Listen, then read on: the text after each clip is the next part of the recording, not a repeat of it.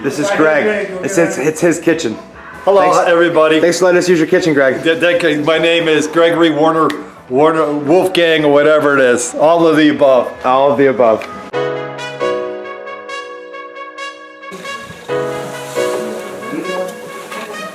Oh, look at that sexy meat.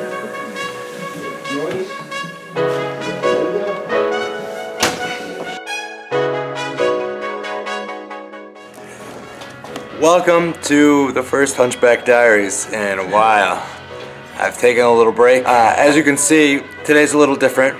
I'm going to be experimenting with this channel. I want to be doing different things, and I want to be trying editing different things. So, I don't know, stick with me, I guess. But what we're doing right now is my buddy Zach here is a trained chef, and he is making us some delectable treats. So I've never shot a cooking show. I kind of want to try it. So this is now Zach's cooking show. I'm going to let him take it over. Take it, Zach. And your first time shooting a cooking show, my first time cooking a cooking show.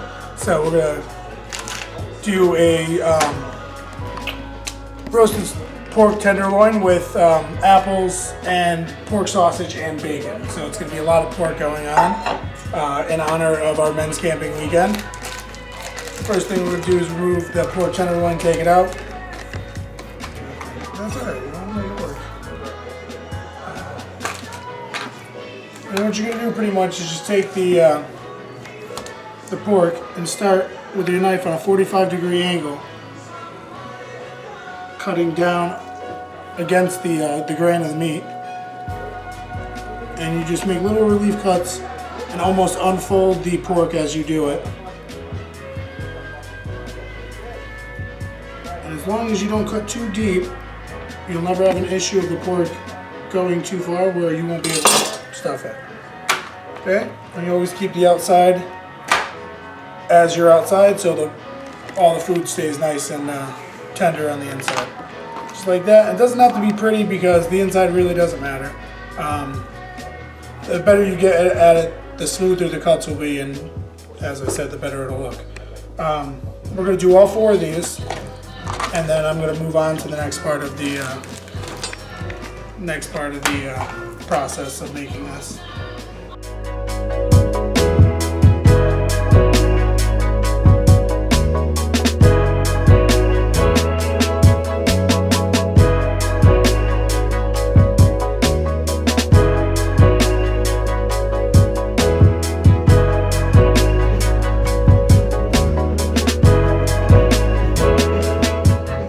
Great as usual, so that's always a positive.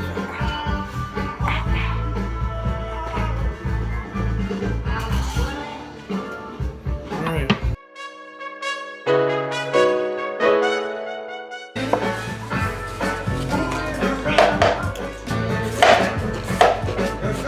So what kind of apples do you like to use for this recipe? Granny Smith's. The tartness really helps work with the pork, and as the sugar caramelizes in the apple, you just get extra flavor that really enhances the pork and works well with the bacon we're going to be using as well. Apples and 2 rough dice. What I like to do is get just a little apple cider going in there with the apples to help them from turning brown and all gross. Get the rest of the apples chopped up.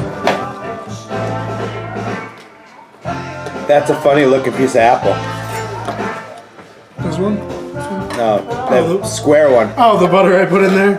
That's gonna go when we start boiling the apples down to help with the caramelization process.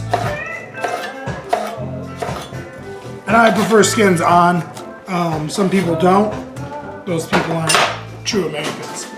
So, and a nice like medium-low heat on a smaller burner. And just let that start cooking down. Alright, just a few ingredients.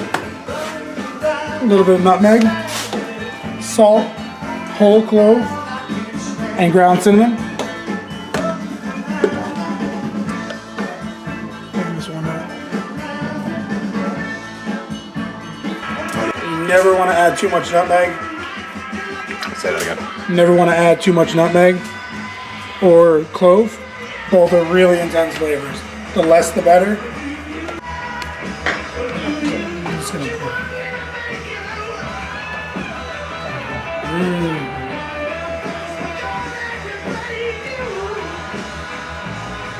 Get it, Marty.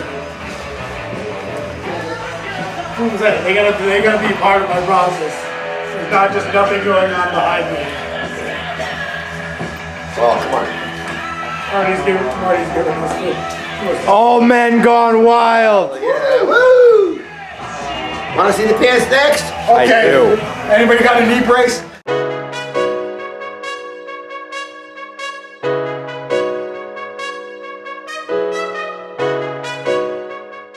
Put some apples in there. Yeah, I'm just gonna, while they cook down, extra sugar's really gonna bring the maple flavor out of the bacon. It's gonna be awesome.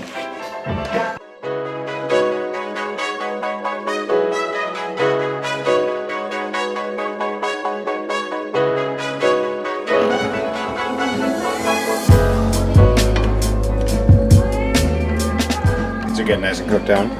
Yeah, looking gorgeous. Beautiful. When these are cooked down, we're going to strain them out, mix them in, and then cook the stuffing, cook the pork in the remainder of the juices and really bring out that flavor. It's going to be awesome.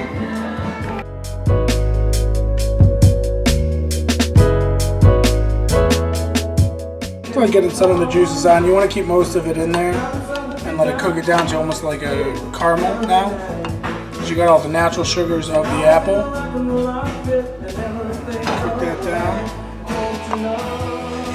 We're just going to let that go for about 10 minutes till it reduces about half in size. And we'll throw the pork in.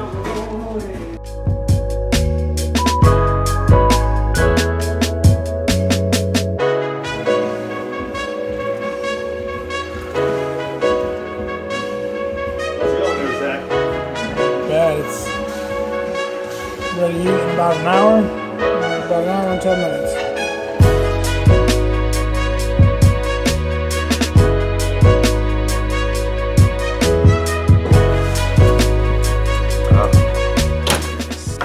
Pretty much deglazing the pan after cooking it down.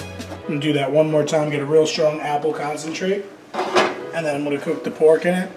And that sweet Italian sausage that we have is gonna really go well with this pretty much apple cider demiglaze. I feel a lot better now that the music's not. Competing. Yeah, for So, what would you actually call this recipe? mostly stuffed pork tenderloin with Granny Smith apples and bacon. I mean, I'm not one for fancy names. Look, you gotta have that demi-glaze bullshit. That sounds awesome. Within like an apple cider demiglaze or just pretty much apple cider reduction sauce. Except I'm not a big fan of using wine or alcohol in my foods if I don't have to, so it's not technically a reduction without the wine, but pretty much the same general, process. Hey, you're cool. Thanks. I put the apples in there to give it a little extra sugar. I find with pork, anything sweet really goes with it. You could do pineapple, orange. My favorite's apple, and I like the tartness of the Granny Smith. That's why we're using it. So now that the glaze is reduced, we're going to just separate some of it for later on when we pretty much just going to take what's left in the pan, pretty much not too much. And you're only going to get about that much, but that's really all you need. You're going to come right over and you're going to put your pork right into the pan. And we're going to let this cook down now. Over your same burner. And I'm just going to throw just a little splash of apple cider to make sure the pan doesn't burn as the sausage is cooking. It helps kind of pull off all the rest of the flavor on the edge of the pan, or known as the fond. The Fonz. Hey! Hey!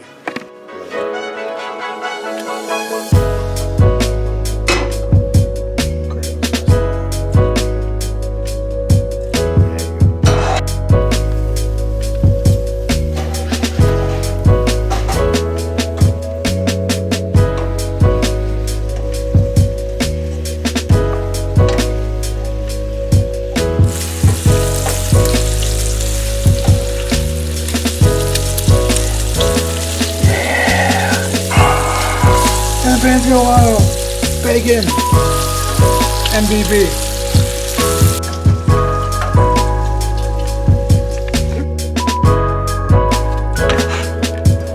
That's our stuff. And we're just gonna add a little bit more to this, and then it'll be ready for this to stuff.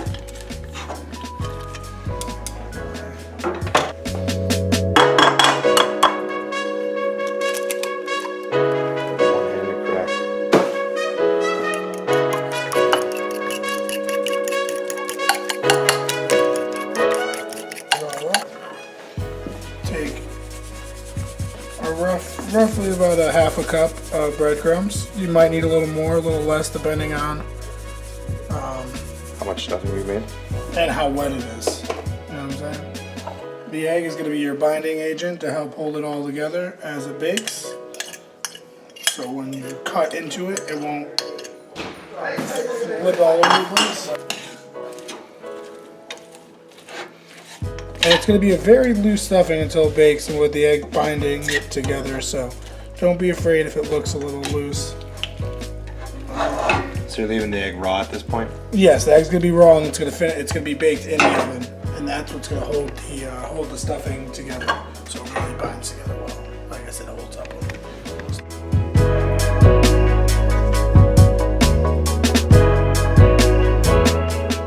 Pretty much we're just going to lay a nice thin strip of the stuffing right in the middle, and you don't want to overstuff it. You want to be able to roll it completely over, and kind of just tuck it under and let the weight of itself hold it. You don't necessarily need to tie it like most of the other pork roasts you see, because of the amount of stuffing that's in it.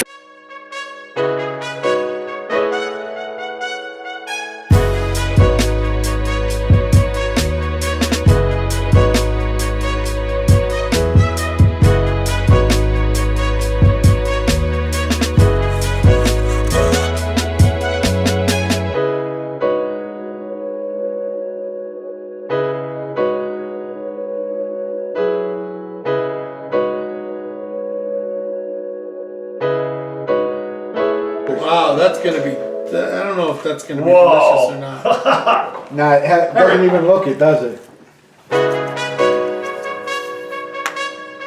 Oh, it's so delicate. Damn. Magic fingers. My God. Cup of what?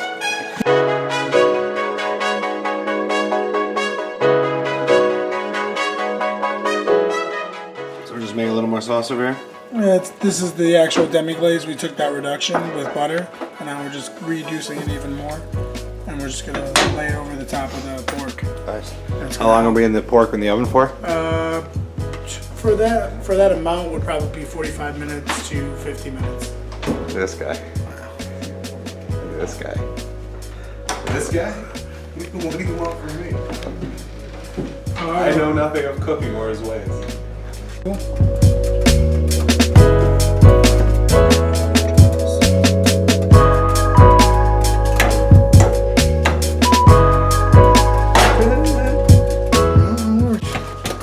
Supposedly, now that's not gonna do two things. It's gonna keep the pork nice and moist and give it a nice crispy caramelized outside of the bacon. Sounds delicious, Zach. It's gonna be wonderful.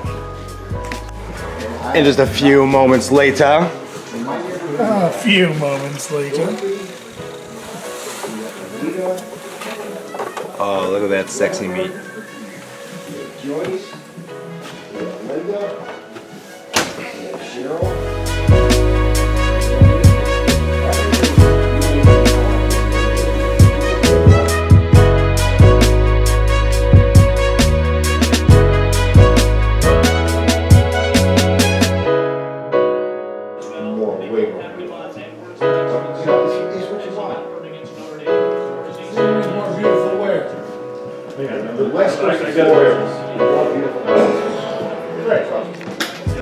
How's your hard work taste?